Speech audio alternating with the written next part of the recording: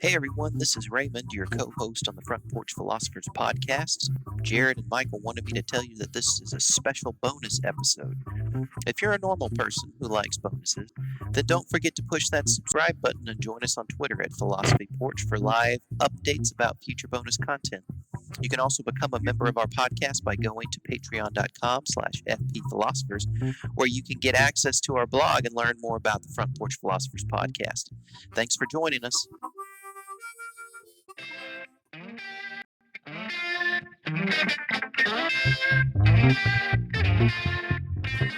Welcome back to the Front Porch Philosophers podcast. I'm your host, Thomas Jared Farmer, joined as always by my co-host, Michael Ganato. Hello. And Raymond Perrier. How's it going? All right, so it has finally happened. There has been this debate between Slavoj Žižek and Jordan Peterson, and we suffered through it. I loved it. And now we're here to talk about it, what actually happened. We suffered indeed. Just like Peterson wanted us to. Suffered indeed. Oh, man. So I don't think we're going to take this point by point. Instead, what I think we're going to do is just go around and get first impressions. So why don't we start with you, Raymond? Give us your first impression of the debate. So I will say that everybody was calling this the debate of the decade. And by the end of the, formal section before the Q&A, got kicked off, I definitely felt like this was not the debate of the decade. In fact, probably not even the debate of the year. So it didn't work out very well. I think Žižek came fairly well prepared. I didn't feel like Peterson was actually all that well prepared. And I don't think that they communicated enough prior to this to make it more systematic, like their approach. So it felt a little unsophisticated, and it was a little frustrating because of that. So that was my initial impression. Mike? Yeah, I would echo that. I mean, first of all, I don't know if I would really call it a debate. Yeah. Was it like absolutely? It never even formed. It feels pretty disconnected. They felt pretty disconnected from each other. I'm also not sure. Like that's the thing. Like I felt like they showed up, and I have no idea what went on in the background, how much they talked to each other, or what they decided what they were going to talk about, or whatever. Because all we had was this general topic: capitalism, Marxism, and happiness. But it seemed like both Peterson and Žižek showed up to two different debates, or two different discussions. I agree. And neither one really seemed like they expected the other one to talk about what they actually talked about. Is my first impression. Yeah. My impression was that I get that from Peterson. Like, I'm going to try to be generous here, but honestly, I felt like I was getting a book report on the Communist Manifesto in his 30-minute discussion. It felt like, tell me if I'm being rude here.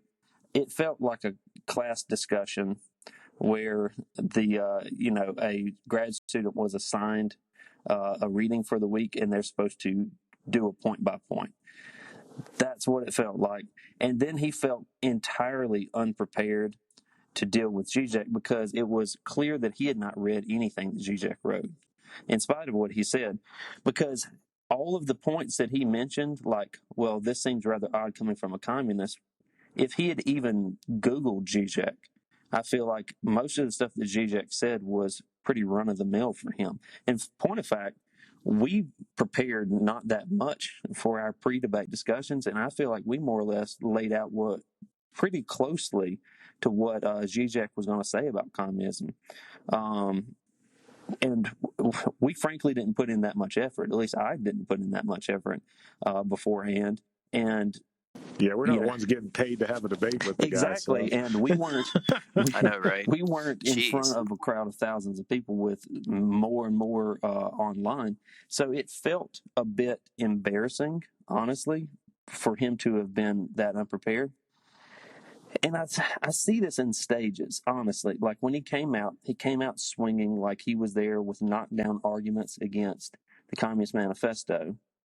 And then when Žižek started to talk, he looked Peterson looked pretty panicked, like, oh shit, like I didn't I didn't expect all of this.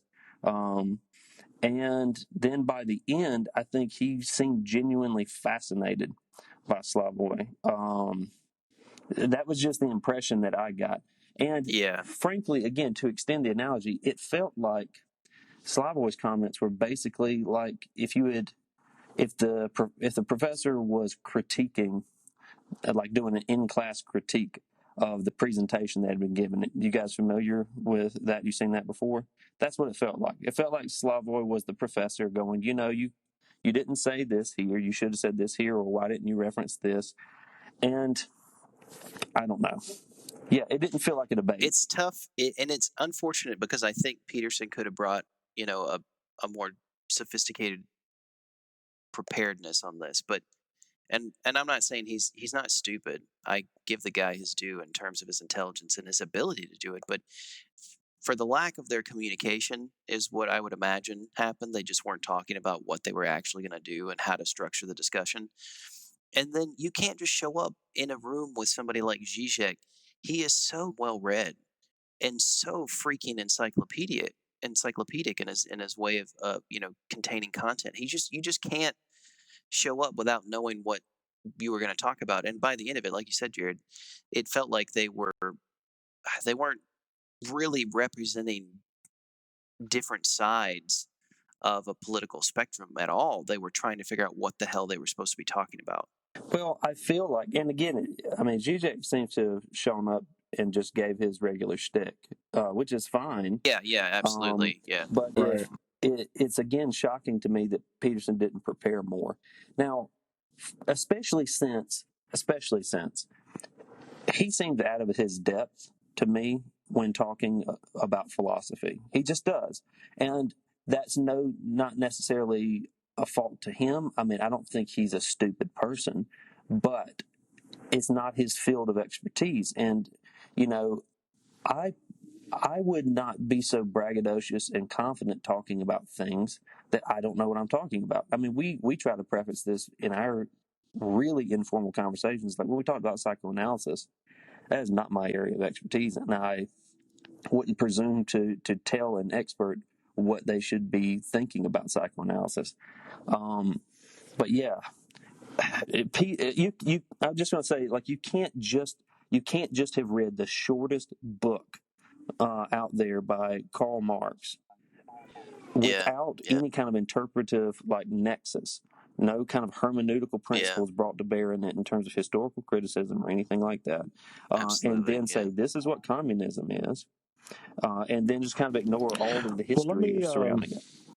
And forget that he's supposed to be talking to Zizek, not Karl Marx. It's like, did you even try and read yeah. Zizek's books? Like, isn't that a little Well, disrespectful? let me come to Peterson's defense real quick because I think I may understand what happened, and maybe I'm completely misreading the entire situation. But so you have one of the things that Peterson's been saying since he got famous is this whole his whole spiel that he gives on postmodern neo-Marxist, and to some extent he has defended a form of capitalistic thinking in some of his interviews. So I think that when he scheduled this debate with Zizek, I think what he was expecting was to come into a debate and debate Zizek on Marxism. And if I can try to get into Peterson's head, probably what he was thinking was, okay, if I'm going to debunk Marxism, or if I'm going to argue against a Marxist, I'm going to go to one of the central Marxist texts, i.e., the Communist Manifesto, as opposed to arguing, which I'm glad he didn't do, argue from history with people like Lenin and Stalin and argue that that's a form of communism. So I'll give him credit there that he actually went to Marx. Now, we could talk about one of the things I wanted to talk about, just because I think it has implications that are larger than this debate is Peterson's analysis of the Communist Manifesto. Not in detail. We don't have to get point by point detail, but I wanted to ask you guys, because Jared, you brought up the classroom analogy, and I kind of see this a lot, and you probably do too, when analyzing a historical text and then a philosophical text. There are certain, I would say there are certain categorical errors that Peterson committed. First and foremost, when we talked about Marxism, we situated Marxism within its historical context. And I think that is very important to know and to remember when reading a historical text, is you have to read it during its own time. And one of the things that Peterson kept doing so I'll accept the fact, okay, if I can accept he's trying to attack Marxism, okay, great. We're going to use the Communist Manifesto to attack Marxism. Great, I'm on board. Now, what I'm not on board with is how he interpreted the text.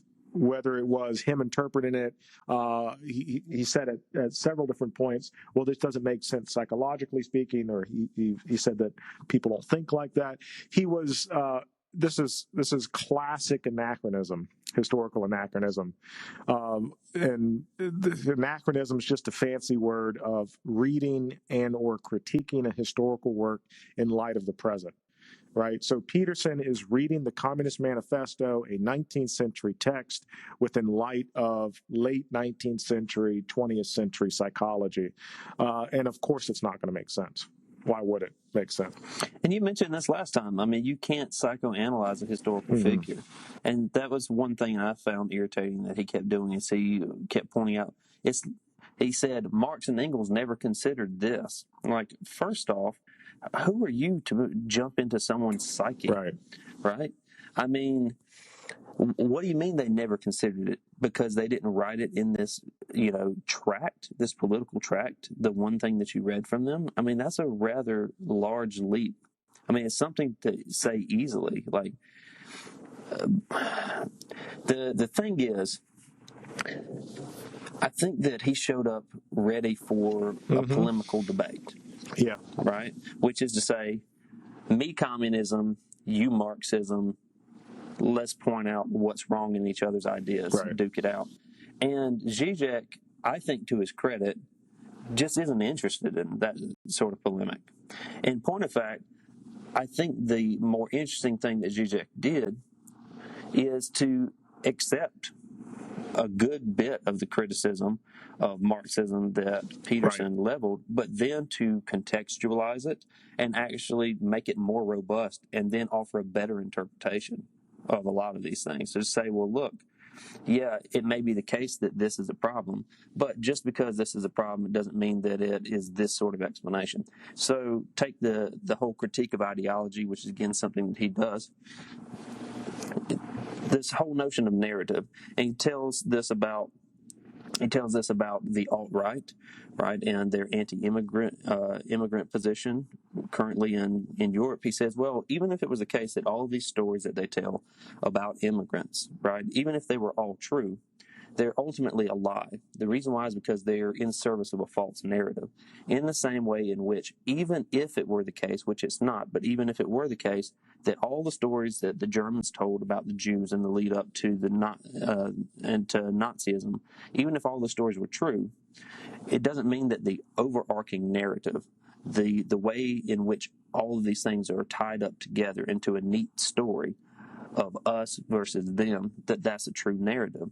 And I feel like, in kind of a backhanded way, he's speaking to much of Peterson's audience, even if not to Peterson himself, in this way, to say, well, look, these kind of tidy little narratives that you have are problematic. Just because you can kind of fit all the pieces into a way of that makes sense to you doesn't mean that the narrative is true. So I gather that we've shifted gears into basically the second part of our discussion here, which is the topics of interest that I think we found interesting. So yeah, and I just want to add one more comment with the Communist Manifesto thing, that's a 48-page book. roughly, depending on your publication, 48 to like maybe 55. It's not a systematic tome that you should use as like the basis for an entire philosophical book. I just want to throw that out there because it's frustrating to me. Yeah, go read it. It was literally, Yeah, it's not even really a book; it's a political tract. yeah, it was a pamphlet. Yeah, it was a tract. It wasn't intended to be like an academic. Yeah, That's important to yeah. remember too. I mean, it was anyways. anyway. Yeah, that's besides the point. But that just gives you a sense of kind of how Peterson sort of prepared for the debate then. So I would like to talk about a few ideas and dispense with our more basic criticisms of either side, and just kind of break down some of the ideas that I think were interesting, and maybe we can critique some of those. Okay, I'll start off, and I'm going to start with Peterson because he went first.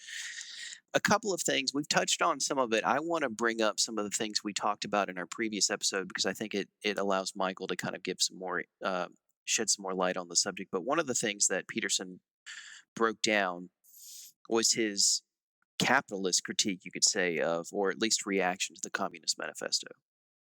And I was hoping that I brought this up to Michael, prior to the podcast when we were just chatting.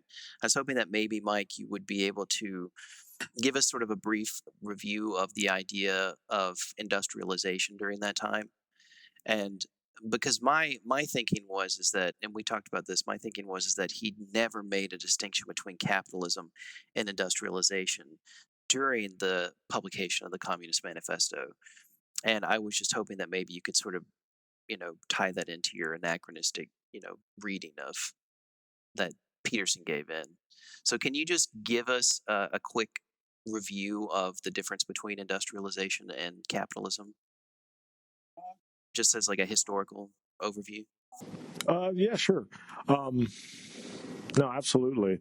And that's incredibly important to remember because Marxism is first and foremost a critique of what Marx saw during his time, which was the industrialization of Great Britain and eventually mainland Europe, late late 18th century.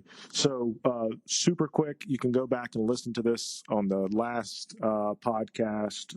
Jared and Raymond and I talk about this. But industrialization happens mid 18th century, really has its traditional start date 1750 with the Industrial Revolution. If that's something you're interested in, just Google Industrial Revolution. There's like a 20-page Wikipedia article about it. Very interesting thing that happens in history.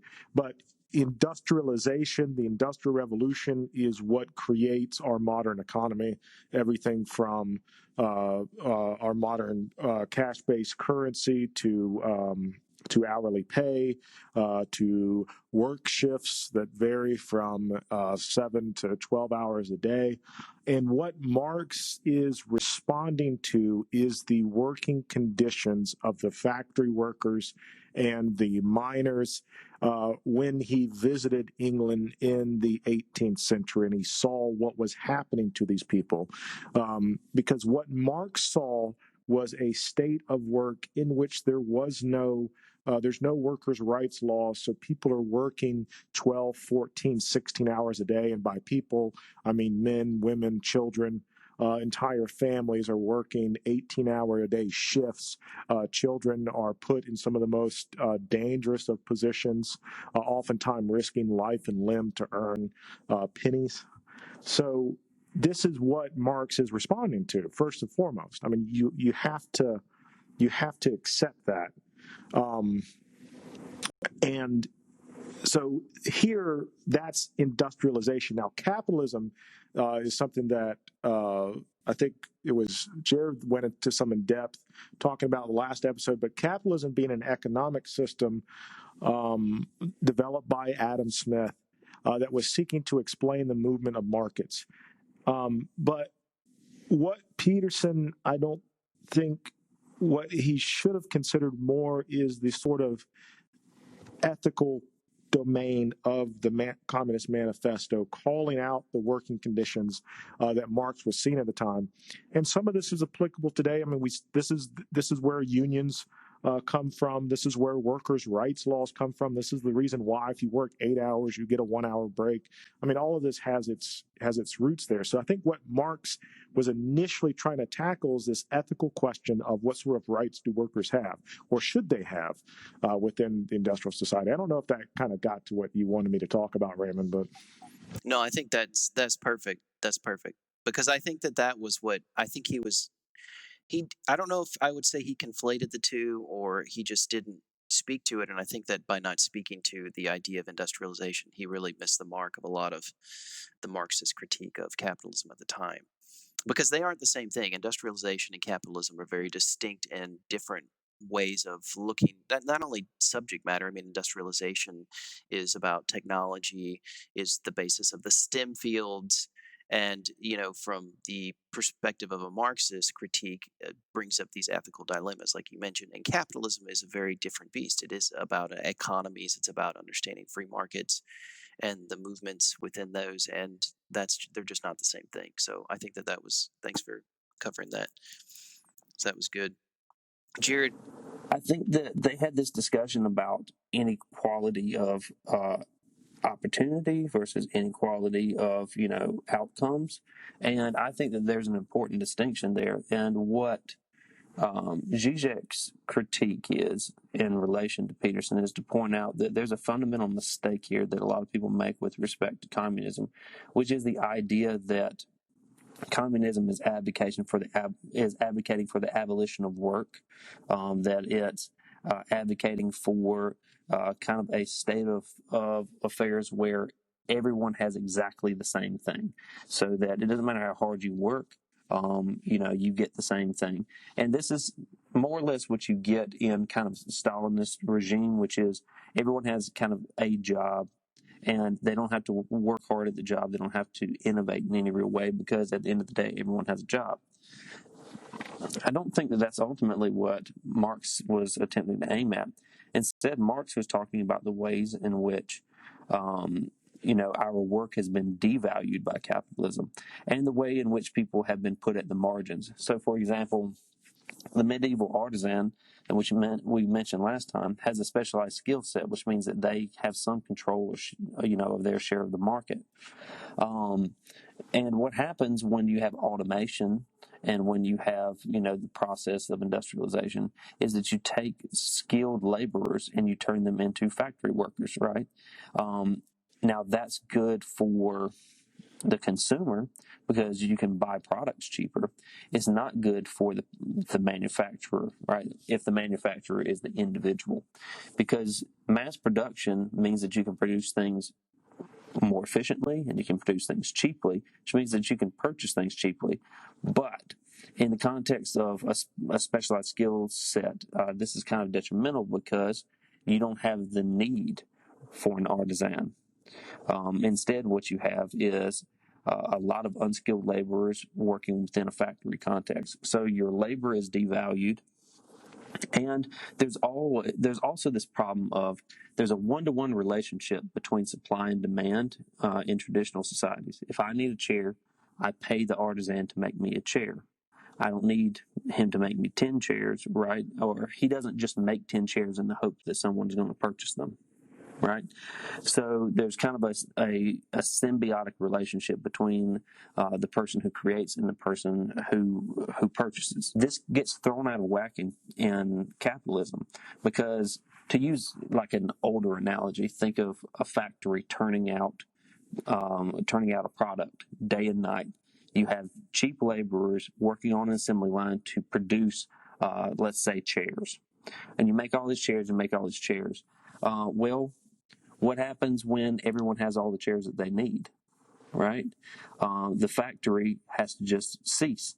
And that's detrimental to the unskilled laborers who can just be fired on a whim because they don't have any rights or protections or specialized skills to go do something else. And so it creates all this instability in the market between supply and demand. Now, the other kind of pernicious feature of this culture is once you have all of this surplus, now the aim is to try to convince people that they need more than they actually do, right? So you have to try to convince people that they need extra chairs or whatever, right? Whatever nonsense that you're making, you have to try and convince people now that they need the thing that you're making. So this is kind of the birth of advertising, and all the pernicious things which come along with advertising is trying to sell people products that they ultimately don't need or can't use. I was curious to get y'all's thoughts specifically about what Žižek said.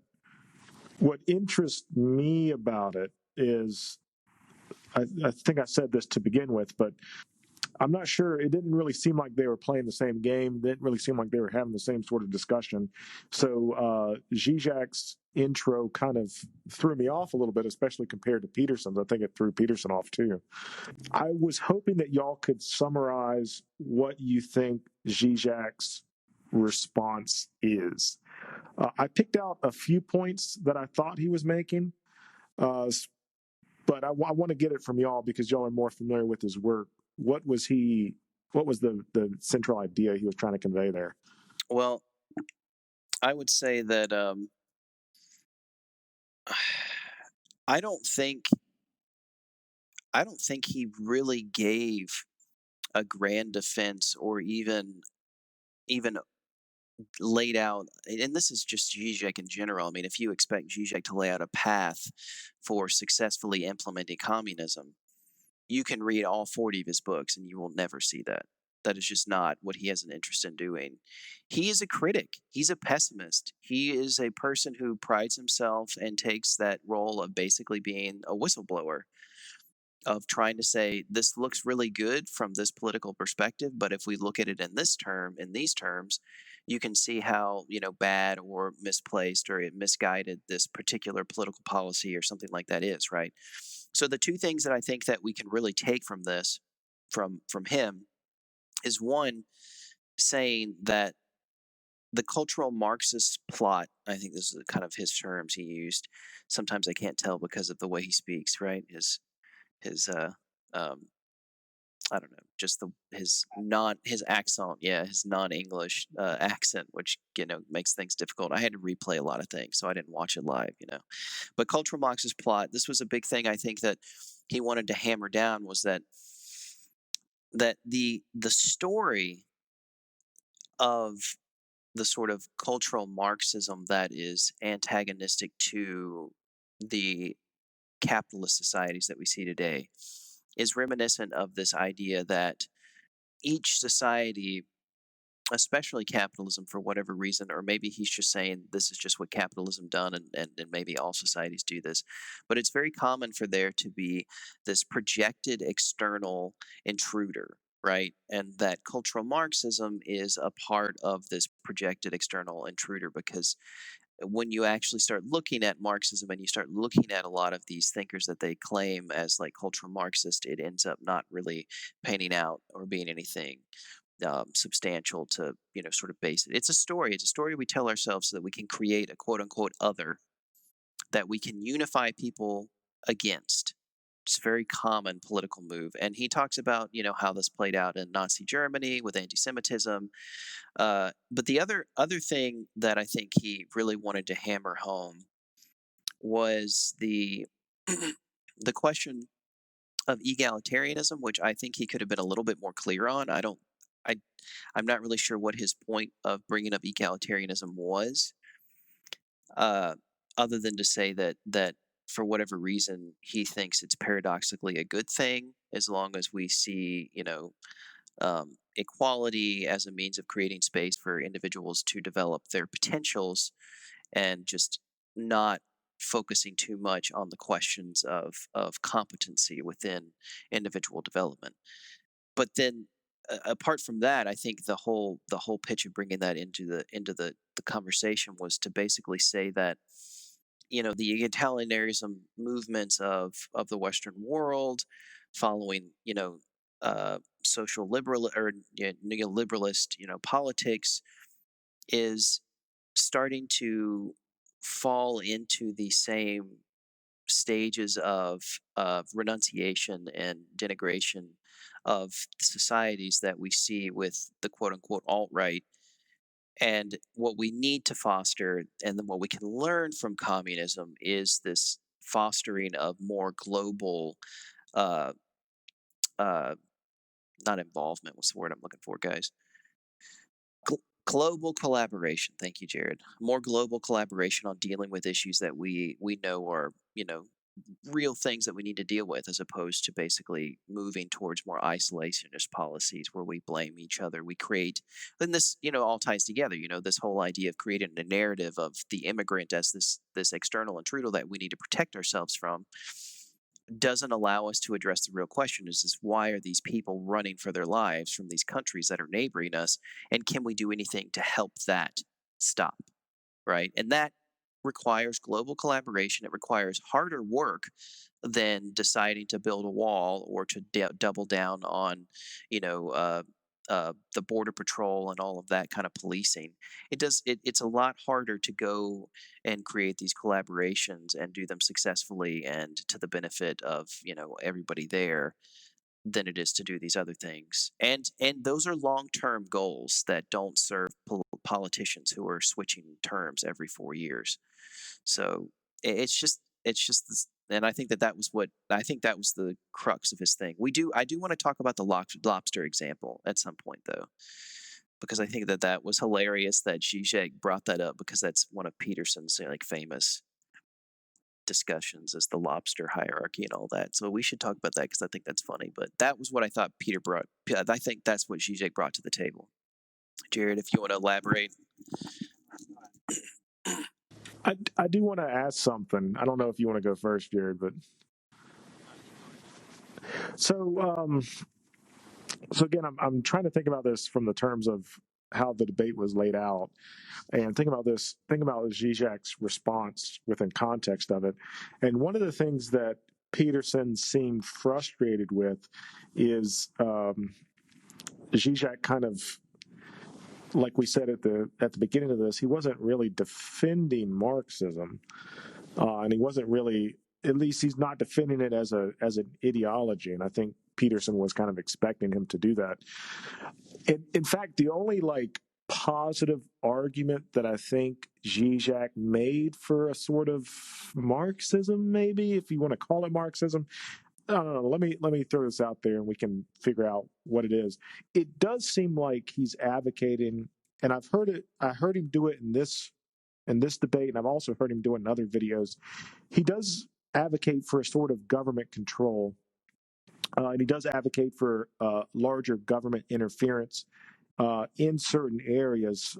Specifically, I've heard him mention in this debate, he explicitly mentioned government intervention in the area of ecology. I'm guessing within reference to climate change.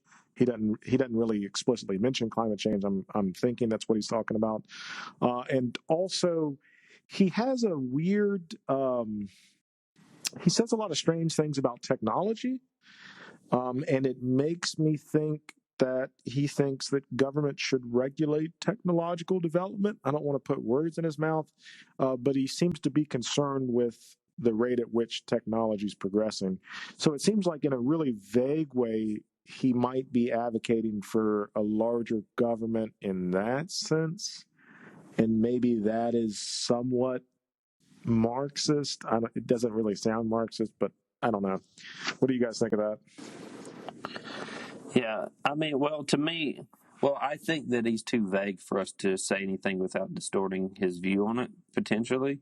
And I think that partly that is his fault, that he's being overly vague.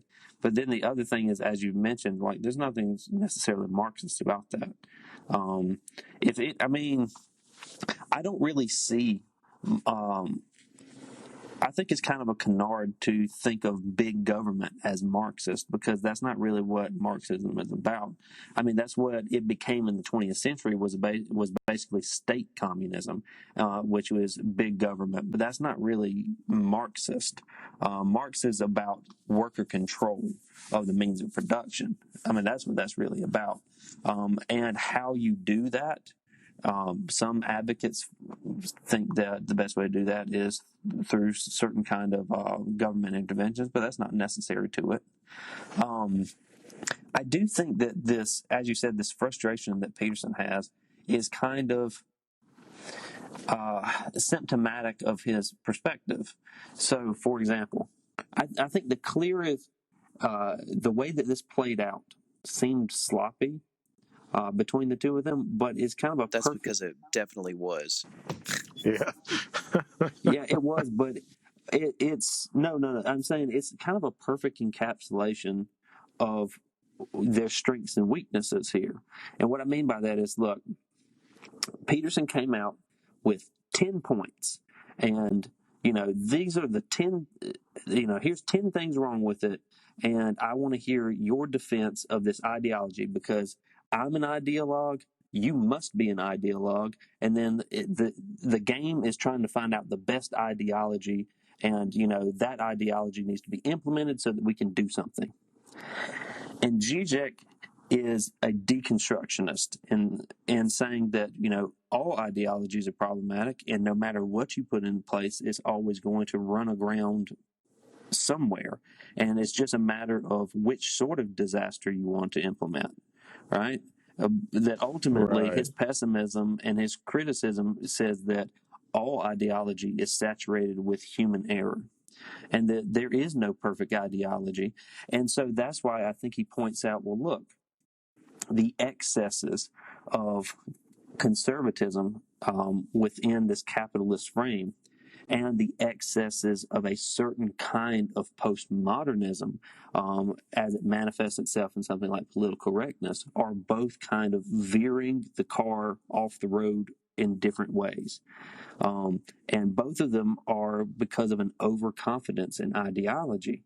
And I feel like his underlying criticism is to say that all ideologies, it's not a matter of whether capitalism or Marxism wins the day, or whether or not, it's the alt-right or, feminist, PC culture, whatever, whatever the critique is. I think he's saying that any person who is that in love with an ideology is going to become problematic. And I think that this was a good criticism to say that all these teleologies, right?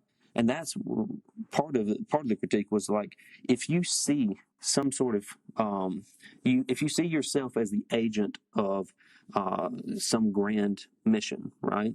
Whether it's religious or irreligious. I mean, he mentions even Zen Buddhism. He mentions communism. He mentions Nazism. If you see yourself as the agent of kind of the movement of history, then it's going to cause you to do terrible things. And it's not which narrative, it's narrative itself. Your ability to distance yourself from your actions and your life in the service of some sort of story that you're telling about your actions or your life is deeply problematic. And I feel like Peterson just doesn't understand that critique. Because I think that he's ultimately thinking that this is about a clash of ideologies when Zizek's critique is kind of meta. It's above this to say that no matter what ideology we accept, it's going to be problematic. So Peterson's saying, well, this is odd that you're not defending Marxism when, in point of fact, Žižek is saying, well, what's good about Marx is his criticism, right? Not the idea, Yeah. not the ideology he's Yeah. advancing. Yeah. And that's why Let I me. get Oh, frustrated go with ahead. Peterson, because it's like, if you had read, I've only read, I counted them the other day. I've only got 15 of Zizek's books. And fortunately, they were stupid cheap. That's the only reason I've ever bought them. But it's just one of those things, like, you don't have to read a whole lot to realize that Zizek is not actually trying to propose any way forward, or at least not any clear way forward. He may touch on it here and there and may lay out what it would look like for this process of cultural revolution to unfold and the possibilities, but he's really just a he's a a whistleblower. He likes to deconstruct and criticize ideology, and he doesn't like narrative. And Peterson could have showed up knowing that and had a really good exchange. Well, here's the thing. This is really, I think, the strength. I would say that maybe not the strength, but the appeal of Peterson. I feel like for so long, people have felt like they lived in this tension where they don't know what direction to go. Everything's kind of up in the air with regards to like post-modernity, right? No one has any clear idea about what the future holds or anything like that. And a lot of the traditional narratives about the world they just don't have the same kind of force that they used to have. And so people are kind of pining for a new narrative, which is why I think that you have all of these radical movements now, is when you have someone who says, I'll tell you exactly what's going on, right? And whether it's, the Jews or the feminists or the Christians or the Muslims or the atheists or the theists, whatever, pick your enemy, right? It's them. They're the ones that are ruining culture and yada, yada, yada. And then the task of our life is to save culture. It becomes this new narrative. And I don't think that Jordan Peterson is an extreme example of this. We can obviously think of much, much worse people who engage in this, but he is sort of giving people some sort of direction, which he thinks is a good thing, and I'm not going to say is necessarily bad in and of itself to give people direction. People have to have some sort of meaning in their life. But is the thing that we have to ask is are these delusions, right? I mean, is the narrative that he's selling, is it actually true? And if it's not true, does it matter if it's helpful to some people? Yeah, by all means. Well, can I interject real quick?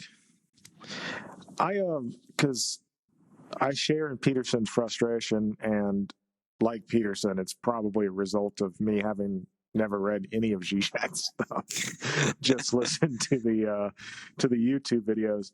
But so here's the frustration I have with Zizek, and I'm pretty sure it's the same frustration that Peterson had.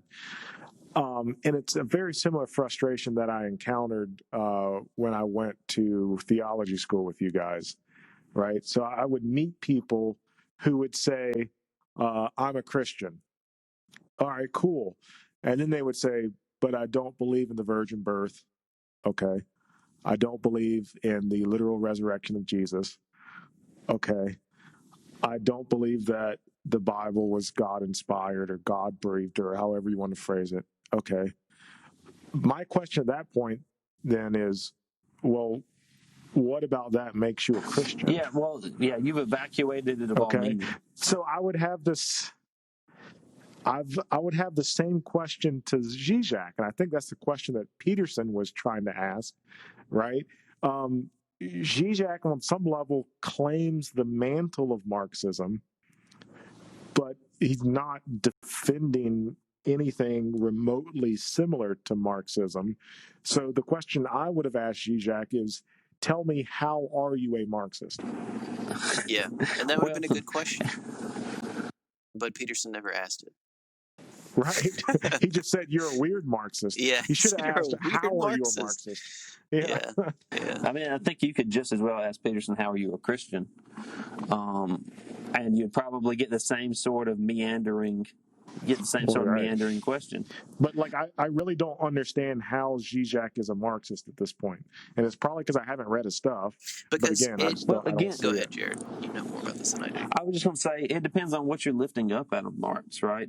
I mean, I wouldn't identify as a Marxist, but I see a lot of value in much of Marx's critique of capitalism. And so what does it take for someone to be an ist of something, right?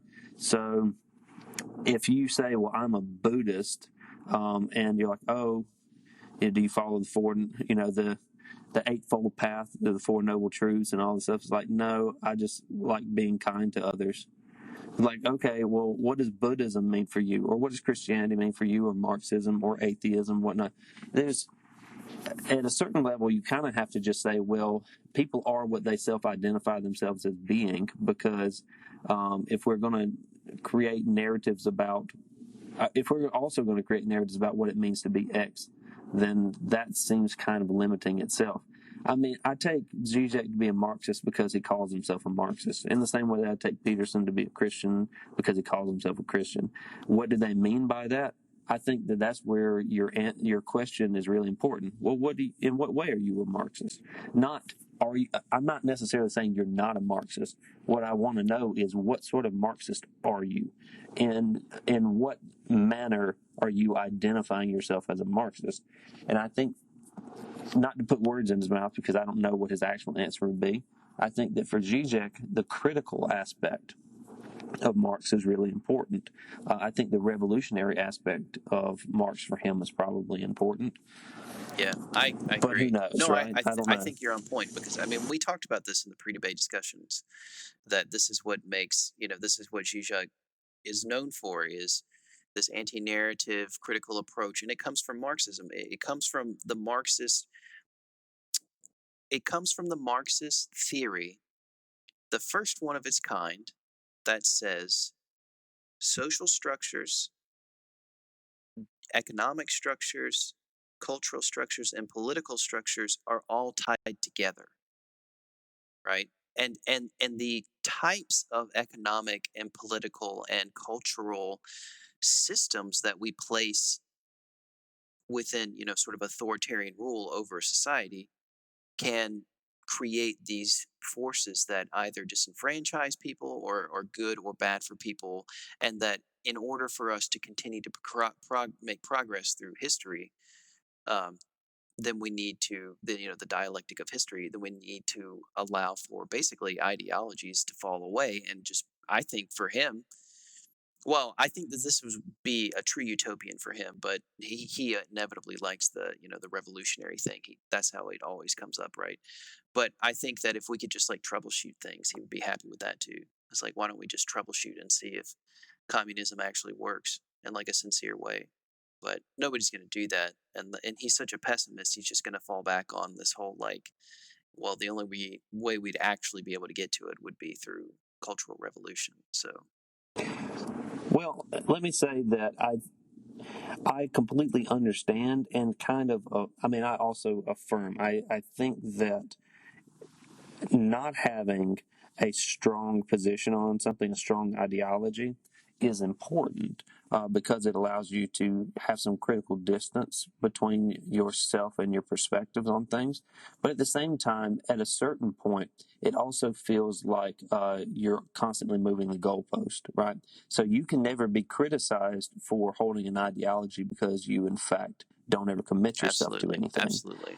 And that's quintessential Žižek. Yeah, it just seems it seems disingenuous. It seems, well, not just that, but it seems intentionally vague.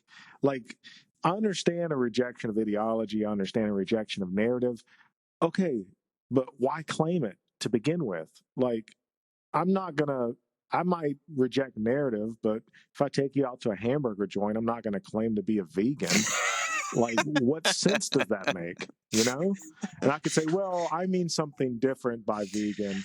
Yeah. At some point, it's like you're just being semantics silly. Like, why even say it to it begin becomes with? a semantic game to some extent. But I want to take, because we've got about 9 minutes left, I want to take this opportunity to pivot back to Peterson, because I'm curious to know if you guys found anything in his discourse that would remotely explain what he thinks capitalism is, or happiness. Because then we haven't touched on this. This was supposed to be a discussion about happiness, and if we were true, right. if we did this in our academic training, where you get to the end of whatever you're working on and then you reevaluate your title and your introductions, at the end of this, I would say that this was really a question about. It could have been a much better discussion about nihilism versus whatever Peterson is proposing. That would have been a more fruitful narrative, based on Jungian archetypes. Yeah, which would have been a more interesting conversation between the two of them, and instead they got stuck on talking about whatever Marxism Žižek is trying to propose. But did you guys find any inkling of like what capitalism is from Peterson's perspective? No. I mean, I would honestly just have to presuppose it, because he never delineates what he means by the term. I mean, in point of Žižek doesn't lay out what he means by Marxism either. I mean, they're arguing. I mean, they're basically fighting phantasms because they never actually directly say what they mean by the terms that they use. And Yeah. so it's kind Well, of and they're talking it's past each ironic other. because yeah, they talk past each other, and it's ironic because Peterson spends his first 30 minutes talking about what Marxism is. Or what he thinks Right. it is and what its problems are, or at least talking about the Marxist critiques of capitalism, but he doesn't actually define either of those terms. It was a missed opportunity. The closest thing that I could get from it. Raymond, I think Oh, you. what? No, I was just going to say, Raymond, I think you hit the nail on the head earlier. I mean, I think what Peterson understands capitalism to be is industrialization. Yeah, At least that's I guess the so. working Yeah, definition in terms of how he uses it in his argument. I mean, that seems to be what it yeah. is. I want to bring up 2 points that I think he talked about and just throw these to y'all and see what y'all think about them. One of the big things was he had this huge example about people being lazy and tying that somehow to private ownerships of business, and how somehow Marx is underestimating how much labor is involved in being a private owner of a business. I can talk at length about how absurd that example was, but I would like to hear if any of y'all caught that and was just like, "What are you talking about? What does this have to do with Marxism at all?" He should Google Engels and find out how Engels got his money. That's all I'm going to say Yeah, about it. yeah, I mean, he seemed to have spent a lot of time Googling the various people that Žižek was talking about while Žižek was talking. He should Hegel. have spared a moment. Yeah, he should have spared a moment to look up Engels and find out how it was that Engels bankrolled, Marx for several years. yeah. So, what did you think I about it, just Raymond? yeah, Because I didn't I follow just that part. so he brought up this whole dialogue about how in this getting back, he brought up the 3 major things about labor, production, and market, which is a part of the whole Marxist critique of capitalism, right? Or at least the Yeah. Marxist critique of current industrialized capitalist forms in Europe. And he basically makes the comment that he basically equivocates between ownership of labor and thinks that for whatever reason that it doesn't include private ownership of a business, which would include the labor and the production and the market, as if Mm-hmm. somehow Marx was excluding business owners from being labor force being a labor force and working hard, which is just a weird thing to say, because it's like, I don't think Marx is trying to make that argument at all. I think he's not arguing whether or not people are actually doing hard labor in either the aristocrats of upper echelons of England and Europe, or poor people in America or something. He's just saying that all you can bring to the table as a proletariat, once you've been excluded by industrialization from production and market forces, is labor. He's not Yeah. actually making any qualifications about how hard you work at either end of the spectrum of wealth. Right. So I don't understand. And he spent a long time of his 30 minutes talking about that. And then the other thing was just the whole people are lazy. Everybody who shits on a social program is always going to say that people are inherently lazy. Anybody who wants to challenge the possibility of talking about an equitable income that everybody gets, like a baseline income, that universal income that's been proposed a couple of times through different economists, they always want to say, well, people are lazy. Right. They're just going to throw it away and waste it on drugs and whatever. And it's like, but are People, they? Like, what? people should go back and refer to the previous discussion where we talked about how capitalism brings the moral valuation of labor. Right. And Right. the whole Protestant work ethic and how this is built in kind of a Calvinist view of the world and how it gets imported into capitalism. I think that answers the reason why people denigrate the poor as lazy somehow. Yeah. Anyway, well, another a point that I thought, I don't know if you guys picked this up.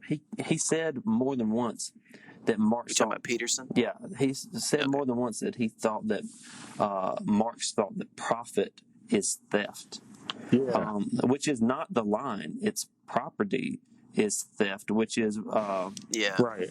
Right. an old anarchist line, and Yeah. that's not Yeah. talking about personal property. That's talking about private property, which is Private again property. a critique of the ownership of the means of production. It's a Context, complete context, man. I mean, Yeah. Yeah. Yeah.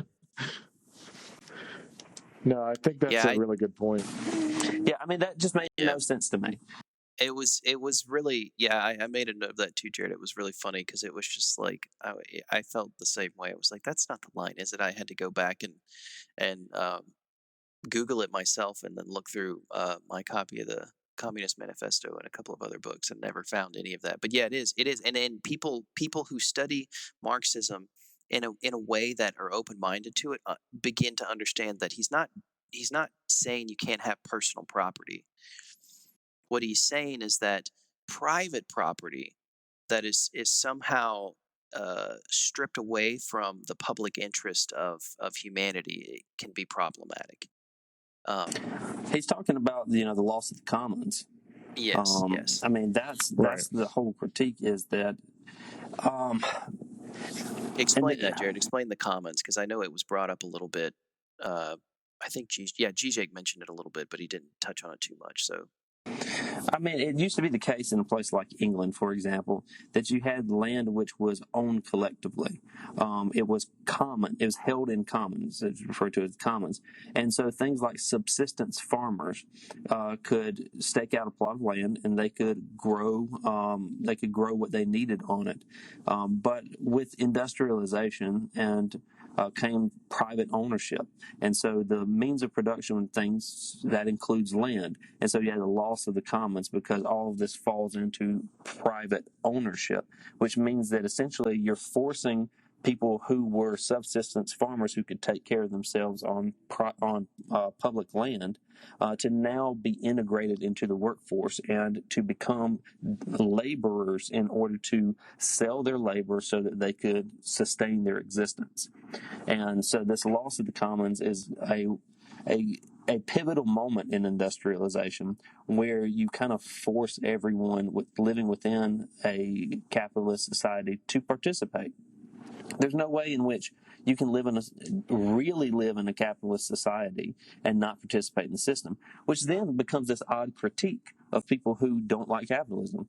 So if you're a Marxist, then the capitalists will criticize you by saying, well, look, you made your money or you participate in the capitalist system, so it's almost like you've been tainted by it. And so how can you criticize this thing that you're participating in? Well, how are you not supposed to participate in the capitalist system? yeah, It's crazy. You have to. yeah. It becomes, and then here comes back to the Marxist theory, which is that it becomes reinforced in law, it becomes reinforced in culture, it becomes reinforced in policy and economic market forces that are outside of the control of an individual. So this is an interesting connection to happiness that I didn't I mean, happiness was in the title of the discussion. I think it should have been talked about a lot more. I know, a lot more. They both. Did it even come up outside of Zizek's initial? Barely. So Peterson talked about discussion. happiness, and then Žižek talked more about happiness. And so this is how I think you could frame it, and I think this is where like a good discussion could actually be had, because I think so the 2 points I got from both sides, if I can characterize each side really quick. Peterson, I think, was saying capitalism promotes happiness because capitalism has historically we have seen an upward trend in personal wealth and as a result personal well-being, that capitalism has provided people the material basis to pursue happiness. I think what I heard Žižek saying is that, to go back to the example that Jared was using, a alternative means to find happiness would be, for example, like worker-run businesses, in which I think a good argument can be made that people actually enjoy working for like workers' co-ops rather than working for large nameless business where some CEOs at the top who you never see or speak to. That people get more well-being or happiness out of being more involved in their place of work. That's kind of the conversation I would like to have heard them go back and forth on, because I think you have alternative approaches there, but I don't know what you guys think of that. And to transition, I do vaguely remember that. and to Yeah. transition, I mean, he also seems as though like communism is anti-hierarchical, which is not necessarily the case. I mean, you could take a collectively owned business, like Raymond, correct me if I'm wrong, you may know this, the Outdoor Outfitter Group, REI, they're collectively owned. I mean, and they elect for short periods of time people to hierarchical positions. Like, so if you purchase from there, you can basically help them vote and decide who gets to be the CEO for whatever amount of time. And I'm sure that they're compensated proportionally, but it's not the same thing that you have in a capitalist system where you have the person on the factory floor is making like a 400% less than the person at the top. Right. Yeah. So Yeah, and REI is not the only business that does no, that. they're not the only one. It's just an easy example. Out there, yeah. But it is a good example. So, do you want to say something about this lobster example? Because since we're running you out brought of up time, hierarchies. since we're We are running running out of time. I just wanted to mention it because I thought it was funny that Žižek made a point to he spent a fair bit of time discussing it for Peterson have never bringing it up. So and of course he always manages to bring in sex of some form and fashion. Oh yeah. And he brought it up there, which I always think is funny. But I wanted to bring this up in part for my own self-satisfaction to talk about this, because it infuriates me when Peterson does talk about the lobster hierarchy and animal hierarchies and basically the inclusion of humans within this understanding. And I think Žižek, and this is I think it was funny that he brought it up. Maybe he shouldn't have spent as much time on it, because I don't think it was actually directly of importance to the overall discussion. I guess Peterson did talk about hierarchies, of course, in his introduction. But I think that it's important that Žižek points out that just because we can see hierarchies within the natural world and within specific kingdoms and species of animals does not mean that those hierarchical chains in any way transfer over into other species and animals in the same way that they exist within that particular one. And that's an infuriating logical, I think, fallacy that Peterson makes when he makes this, takes this example onto the news with that one interview he did on BBC. And it was just like, really, dude, like you can't just make this equivocation between the hierarchies of lobsters and the hierarchies of the rest of all animals, and then just what do you mean by that? Like, you got to explain that a little bit more, apart from just jumping from one assessment to it, from one thesis to a conclusion. It's just it's completely fallacious. Well, my problem with it, I mean, I really don't want to spend a lot of time here, but it feels a bit like an is-ought distinction, right? Even if it's the case that we Yes. have certain hierarchical behaviors that we share with other animals, it's kind of crazy to think that that's the ideal setup, right? So, I mean, we observe we observe, lions eating their young. I mean, just because it's in nature doesn't mean it's something that we should be doing. That's Right. just insane. Yeah, exactly. Doesn't make it right. Yeah, just because something is observable in nature, even in human behavior, doesn't mean it's moral or that it's ideal or it's the best way to do something. That's crazy. Yeah, exactly. That we can end it on that if you want, unless somebody else has something else to say. I do want to end on. Let me end by saying this. I've said it many times at this point that I don't like debates, and here it comes. And about, let's say, 15 minutes into Peterson talking, I was thinking of ways in which I could do great harm to you two for making me participate in this thing. But no, my dislike of debates is for a lot of different reasons, but in principle it's because I don't like this polemical stance that we've discussed, where someone picks an ideology, they defend it, and then you have a cheering section for that ideology, which was observable ad nauseum That in was this terrible. debate. It was awful having people cheer after, applause Every lines and all this remark. stuff like they're at a political rally. God. It was Yeah. nonsense. Yeah. But I will say this. I felt like after Žižek kind of threw Peterson way off of his polemical game, like he just wasn't rhetorically prepared to deal with what Žižek did. I feel like Žižek showed up much more interested in just having a conversation. And to his credit, I mean, I'm not going to say many nice things about Peterson, but to his credit, I feel like he adjusted himself appropriately, and they did have a more substantial conversation. And it was nice to see him in that light, which is not a light I've seen him in before, which is, having having an open conversation.